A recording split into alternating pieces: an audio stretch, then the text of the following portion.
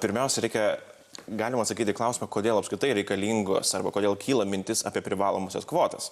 Tai būtent ir dėl tokių svaičiojimų, kokios mes girdėjome Lietuvoje prieš keletą mėnesių, būtent Briuseliui arba Europos komisijos vadovybei, taip ir atrodo, kad geriau jau valstybei, kuri nesugeba pati suprasti, apsispręsti, kiek jinai žmonių gali priimti, reikia tiesiog primesti priversinę tvarką.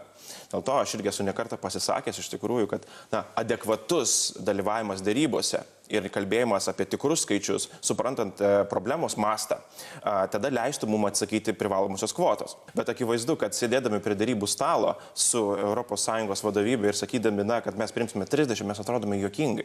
Ir tada ir Junkeris, ir kiti, jie pradeda kalbėti apie tai, kad, žinot, mes jum primesime.